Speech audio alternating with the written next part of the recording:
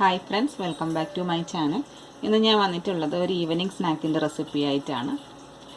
നല്ല ടേസ്റ്റി ആയിട്ട് നല്ല സ്പൈസി ആയിട്ട് ചെയ്തെടുക്കാൻ പറ്റുന്ന ഒരു ഈസി സ്നാക്കാണിത്. ചായയുടെ കൂടെയൊക്കെ കഴിക്കാൻ നല്ല ടേസ്റ്റാണ്.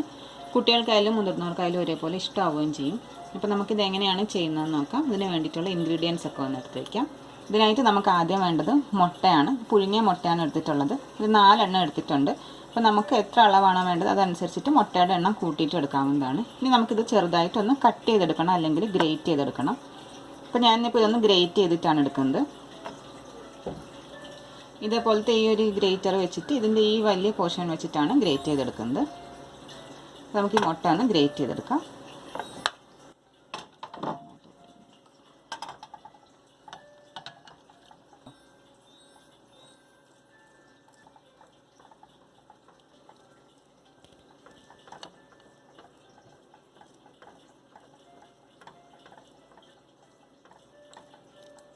ഞാനിപ്പോൾ എടുത്ത് വെച്ചിരുന്ന 4 മുട്ടയും ഗ്രേറ്റ് ചെയ്തെടുത്തിട്ടുണ്ട്. ഇനി ഇതിലേക്ക് നമുക്ക് അടുത്ത ഇൻഗ്രീഡിയൻസ് ഒക്കെ ചേർത്ത് കൊടുക്കാം. ഇനി നമുക്ക് ഇതിലേക്ക് സവാള വേണം. ഇപ്പോൾ ഒരു ചെറിയ കഷ്ണം സവാളയാണ് എടുത്തിട്ടുള്ളത്. അത് ചെറുതായിട്ട് അരിഞ്ഞിട്ടുണ്ട്.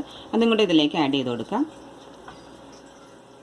എരിവിന് ആവശ്യത്തിന് പച്ചമുളക് അരിഞ്ഞത് ചേർക്കാം. ഞാനൊരു ചെറിയ 2 പച്ചമുളകാണ് എടുത്തിട്ടുള്ളത്. അത് ചെറുതായിട്ട് അരിഞ്ഞതാണ്. അത് ആഡ് ചെയ്യാം. ഇനി വേണ്ടത് ഇഞ്ചിയാണ്. ഒരു ചെറിയ കഷ്ണം ഇഞ്ചി ചെറുതായിട്ട് അരിഞ്ഞതാണിത്. അതും കൂടി ഇതിലേക്ക് ചേർക്കാം. അതേപോലെ തന്നെ മല്ലിയില ചെറുതായിട്ട് അരിഞ്ഞത് ആഡ് ചെയ്യാം. ഇനി ഇതിലേക്ക് മസാലപ്പൊടികൾ ചേർത്ത് കൊടുക്കാം. ഒരു നുള്ള് മഞ്ഞൾപ്പൊടി ആഡ് ചെയ്യുന്നുണ്ട്. ടേസ്റ്റിന് ആവശ്യത്തിന് ഉപ്പ് ചേർത്ത് കൊടുക്കുക. ഒരു 3/4 ടീസ്പൂൺ ഉപ്പ് ചേർത്തിട്ടുണ്ട്. അതേപോലെ തന്നെ ഫ്ലേവറിന് വേണ്ടിയിട്ട് ഏതെങ്കിലും മസാല ചേർക്കാം. ഞാനിപ്പോൾ ഒരു 1/2 സ്പൂൺ ചിക്കൻ മസാലയാണ് ചേർത്തേക്കുന്നത്. ഇതിന് പകരം ഗരം മസാല വേണമെങ്കിലും ചേർക്കാം. ഇനി ഇതെല്ലാം കൂടെ നന്നായിട്ടൊന്ന് മിക്സ് ചെയ്ത് യോജിപ്പിച്ചെടുക്കാം. കൈകൊണ്ട് തന്നെ നന്നായിട്ടൊന്ന് മിക്സ് ചെയ്തെടുക്കുക. ഇപ്പം ഞാൻ ഈ മുട്ടയുടെ കൂടെ ഈ മസാലകളെല്ലാം നന്നായിട്ട് മിക്സ് ചെയ്തെടുത്തിട്ടുണ്ട്. ഇനി നമുക്കിതൊന്ന് ബൈൻഡായി കിട്ടാൻ വേണ്ടിയിട്ട് അരിപ്പൊടി അല്ലെങ്കിൽ കോൺഫ്ലവർ ചേർത്ത് കൊടുക്കാം. അപ്പോൾ കയ്യിലേതാ ഉള്ളതെന്ന് വെച്ചാൽ അത് ചേർത്ത് കൊടുക്കുക. ഞാനിപ്പോൾ കോൺഫ്ലവർ ആണ് എടുത്തിട്ടുള്ളത്. അപ്പോൾ അതൊരു 3 ടേബിൾ സ്പൂൺ ചേർക്കുന്നുണ്ട്. ഇനി ഇതെല്ലാം കൂടെ നന്നായിട്ട് ഒന്നൊരു മാവ് പരുവത്തിന് കുഴച്ചെടുക്കണം. അപ്പോൾ നമ്മളെടുക്കുന്ന ഈ മുട്ടയുടെ സൈസും അതേപോലെ തന്നെ ബാക്കി സവാളയുടെ ഒക്കെ വലിപ്പം അനുസരിച്ചിട്ട് എടുക്കുന്ന ഈ പൊടിക്ക് വ്യത്യാസം വരാം മാവിന്. അപ്പോൾ അതനുസരിച്ചിട്ട് കൂടുതൽ കോൺഫ്ലവർ വേണമെന്നുണ്ടെങ്കിൽ കൂട്ടി ചേർത്ത് കൊടുക്കുക. ഇനി ഇത് നന്നായിട്ടൊന്ന് മിക്സ് ചെയ്തെടുക്കാം. ഇപ്പോൾ എന്നാൽ ഞാനിവിടെ നന്നായിട്ട് കുഴച്ചെടുത്തിട്ടുണ്ട്. നല്ലതുപോലെ ബൈൻഡായി കിട്ടിയിട്ടുണ്ട്.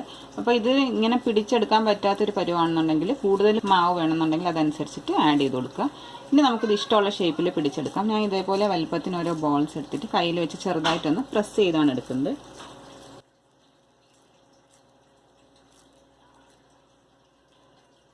ഈ ഒരു ഷേപ്പിനാണ് ഞാൻ ചെയ്തെടുക്കുന്നത്. ഇതേപോലെ തന്നെ നമുക്ക് ഈ എടുത്ത് വെച്ചിരിക്കുന്ന മുട്ട മിക്സ് മുഴുവനും ഒന്ന് ചെയ്തെടുക്കാം. ഞാനിപ്പോൾ ഈ എടുത്ത് വെച്ചിരുന്ന മിക്സ് മുഴുവനും ഇതേ ഒരു ഷേപ്പിലാക്കി എടുത്തിട്ടുണ്ട്. എനിക്ക് നമ്മളെടുത്ത ആ ഒരു മുട്ടയുടെ സൈസിന് മൊത്തത്തിൽ 10 എണ്ണമാണ് ചെയ്തെടുക്കാൻ പറ്റിയിട്ടുള്ളത്. ഇനി നമുക്കത് നന്നായിട്ടൊന്ന് ഫ്രൈ ചെയ്തിട്ടെടുക്കണം. അതിന് വേണ്ടിയിട്ട് എണ്ണ ചൂടാക്കാൻ വയ്ക്കുക. ഇപ്പോൾ അത് എണ്ണയൊക്കെ നന്നായിട്ട് ചൂടായിട്ടുണ്ട്. നമുക്കിനി ഇത് ഓരോന്നായിട്ട് ഇതിലേക്ക് വെച്ചിട്ട് നന്നായിട്ട് വറുത്തെടുക്കാം.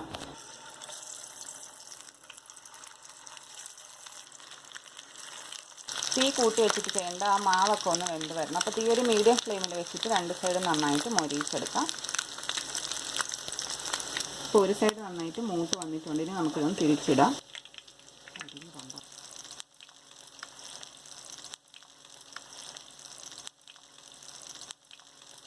ഇനി ഈ സൈഡ് നന്നായിട്ടൊന്ന് മൊരിയിച്ചെടുക്കാം. ഇതിപ്പോൾ 2 സൈഡും നന്നായിട്ട് മുരിഞ്ഞ് വന്നിട്ടുണ്ട്. ഇനി നമുക്കിതൊരു പ്ലേറ്റിലേക്ക് മാറ്റാം. പുഴുങ്ങിയ മുട്ട ആയതുകൊണ്ട് തന്നെ ചെറുതായിട്ട് ഇതൊന്ന് പൊട്ടി വരാൻ സാധ്യതയുണ്ട് നമ്മളിങ്ങനെ ഫ്രൈ ചെയ്തെടുക്കുമ്പോൾ. അപ്പോൾ അതൊന്ന് സൂക്ഷിച്ച് വേണം നമ്മൾ ചെയ്തെടുക്കാനായിട്ട്.